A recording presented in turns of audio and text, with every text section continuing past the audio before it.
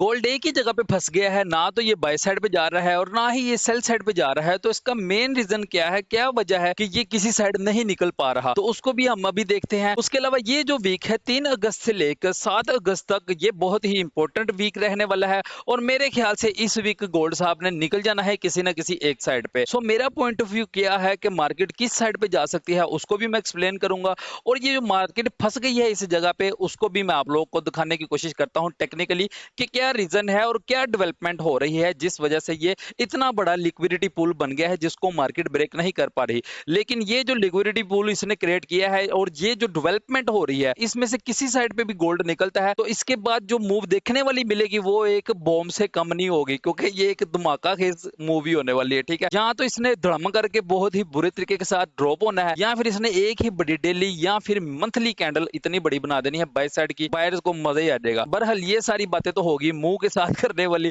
हम technical trader है तो भाई साहब हमने टेक्निकली देखना है कि मार्केट की बायस किस साइड पे है और गोल्ड साहब किस साइड पे जा सकते हैं। ठीक है, सो गाइस सबसे पहले हम ये देखते हैं कि इस वीक कौन कौन सी न्यूज़ेस हैं, मतलब फंडामेंटल इवेंट्स हैं और किस टाइम आने हैं और किस दिन आने हैं। ठीक है, सो सबसे पहले हम चलते हैं जनाबे वाला फॉरेक्स फैक्ट्री पे और डिटेल के साथ देख लेते हैं। तो जनाब ये जो मंडे ओपनिंग है 3 अगस्त की, हमारे पास दो न्यूज़ेस हैं जो कि है न्यूयॉर्क सेशन में। ठीक है, एक हाई इंपैक्ट की है और एक मीडियम इंपैक्ट की है। तो ये को बहुत बड़ी न्यूज़ेस नहीं है जिन पे एक बड़ी मूव देखने को मिलेगी। हाँ, अगर बड़ी मूव होती भी है तो वो टेक्निकली होगी, उसके पीछे ये जो हमारा कोई इवेंट है, ये जो न्यूज़ है इसमें इसका कोई हाथ नहीं होने वाला। ठीक है, उसके बाद ट्यूसडे वाले दिन देखे तो कोई न्यूज़ नहीं है, मतलब कि मीडियम इंपैक्ट की है, कोई इतनी खास नहीं है। वेडनेसडे वाले दिन देखे तो दो मीडियम इंपैक्ट की न्यूज़ेस हैं, इतनी खास नहीं है। ठीक है, थोड़ी बहुत कोई 30 टू 50 टू 100 पिप्स की जो सी ना मूव हो सकती है मीडियम इंपैक्ट के ऊपर, इससे ज्यादा नहीं। उसके बाद थर्सडे वाले दिन हमारे पास अनएम्प्लॉयमेंट का डाटा है, तो ये भी कोई इतना खास नहीं है क्योंकि मीडियम इंपैक्ट का है। सो फ्राइडे वाले दिन हमारे पास इंपॉर्टेंट डाटा है एनएफपी का। ठीक है,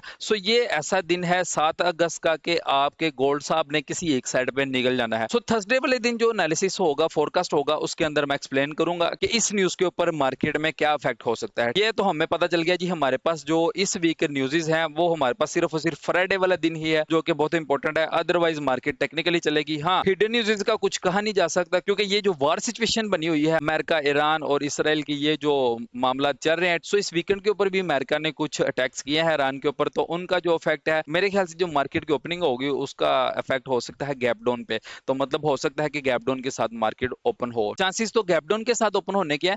लेकिन ये हमारे पास हाई पे भी दो जोन्स हैं, दो मतलब एरिया है जिनको मार्केट ने टैप नहीं किया, उनको हम डिस्कस करेंगे। सबसे पहले हम देखते हैं जनाबे वाला वीकली में आप लोग को एक चीज दिखाने वाला हूं जो कि बड़ी ही इंपॉर्टेंट है। तो ये जो वीकली सेटअप बना है ये सिर्फ और सिर्फ सेल साइड को ही आइडेंटिफाई कर रहा है। ठीक है, क्योंकि ये जो हमारे पास लास्ट वीक की बुलिश कैंडल थी, मतलब कि ये लास्ट वीक है, उससे प्रीवियस वीक की ये जो बुलिश कैंडल थी, तो अगर तो इस बुलिश कैंडल के बाद मजीद ये वाली कैंडल भी हमें बुलिश साइड पे क्लोजिंग होते हुए नजर आती तो फिर ये एक बाय साइड का बहुत स्ट्रॉन्ग नहीं लेकिन बाय साइड का सेटअप बन जाना था। लेकिन ये जो प्रीवियस वीक की कैंडल वीकली क्लोज हुई है उस कैंडल ने ये जो क्लोजिंग दी है इसके अकॉर्डिंगली टेक्निकली देखा जाए तो ये जो 4-5 कैंडल्स के अंदर सेटअप बन रहा है ये सेल साइड को ही दिखा रहा है कि मार्केट सेल साइड ही जाएगी, और ये वीकली सेटअप बन रहा है तो इसका मतलब है कि ये फेक नहीं हो सकता। अगर तो मार्केट ने ट्रैप करना भी है तो इस वीक की कैंडल के साथ हो सकता है कि ये इस तरह विक मारे और उसके बाद हमें बुलिश क्लोजिंग देगी एनएफपी के न्यूज के बाद। सो क्या होता है क्या नहीं उसको हम बाद में देखेंगे, ये तो बाद की बात है ना कि इस तरह की क्लोजिंग होगी। फिलहाल जो मार्केट वीकली टाइम फ्रेम में आइडेंटिफाई कर रही है टेक्निकली वो सेल साइड को ही जो है वो कर रही है। अब हम डेली टाइम फ्रेम में देख लेते हैं कि डेली टाइम फ्रेम का क्या सीन है। तो डेली टाइम फ्रेम में भी आप लोग एक ऐसी चीज दिखाने लगा जो कि मेरे ख्याल से अभी तक आपको किसी ट्रेडर ने या फिर किसी टेक्निकल एनालिसिस में किसी ने भी शो नहीं की होगी। ये हमारे पास भाईजान बन रहा है एक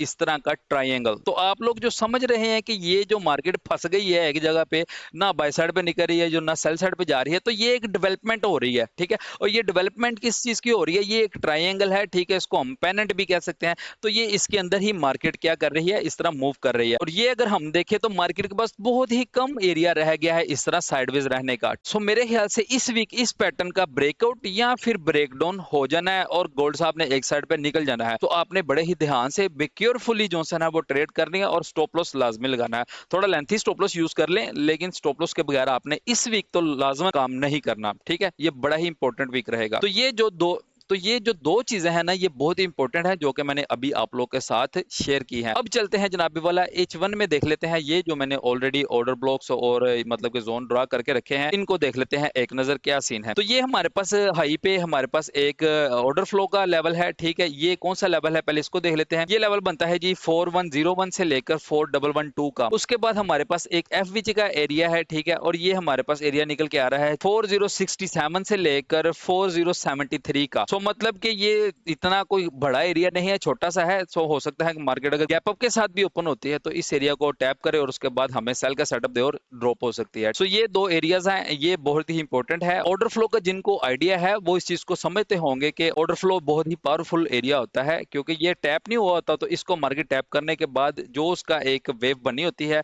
जिस तरफ मतलब उसने मूव की होती है, फिर उसी साइड पे टैप करने के बाद सेटअप देकर बहुत अच्छा मूव करती है। तो ये हमारे पास टॉप पे देखे जाए तो दो हमारे पास एरियाज हैं, ठीक है, मतलब दो ब्लॉक्स हैं हमारे पास। सो बॉटम पे देखा जाए तो हमारे पास सिर्फ और सिर्फ एक ही बाय रिजेक्शन ब्लॉक है, मतलब कि रिजेक्शन ब्लॉक है जो कि बाय साइड का है, ठीक है। तो बायर्स के लिए रिजेक्शन ब्लॉक है जहां से मार्केट बाय साइड पे रिजेक्शन ले सकती है। मतलब मार्केट अगर गैप डाउन के साथ ओपन होती है और उसके बाद सीधा ही नीचे आती है तो ये एक एरिया है जहां से हमें जो सी है वो पुल बैक की ट्रेड मिल सकती है। यहाँ से मार्केट रिजेक्शन ले सकती है और ये जो उसने गैप छोड़ा होगा उसको कवर करने के लिए आ सकती है। और ये जो रिजेक्शन ब्लॉक है इसी ट्रेंड लाइन के साथ आ रहा है, जिसके साथ वो मैंने आपको डेली टाइम फ्रेम में एक पैटर्न बनता हुआ दिखाया है। मतलब कि वो जो ट्रायंगल की शेप में पैटर्न बन रहा है, पेनेंट बन रही है, ठीक है, बड़े टाइम फ्रेम में। ये जो रिजेक्शन ब्लॉक है मतलब कि ये दोनों चीजें इकट्ठी आ रही हैं एक ही एरिया पे, एक ही लेवल पे। और ये लेवल देखा जाए तो ये बनता है 4000 का। मतलब कि 4000 का एरिया बड़ा ही इंपॉर्टेंट है। अगर तो मार्केट यहाँ से रिजेक्शन भी लेती है तो बाय में भी अच्छी ट्रेड मिल सकती है, और अगर मार्केट इसको ब्रेक डाउन करती है तो फिर भाई साहब सीधा सीधा पहला टारगेट तो आपका बनता है 3950 का, क्योंकि नीचे हमारे पास ये जो एरिया निकल के आ रहा है ये वही जोन है जहां से मार्केट ने ऑलरेडी 3-4 दफा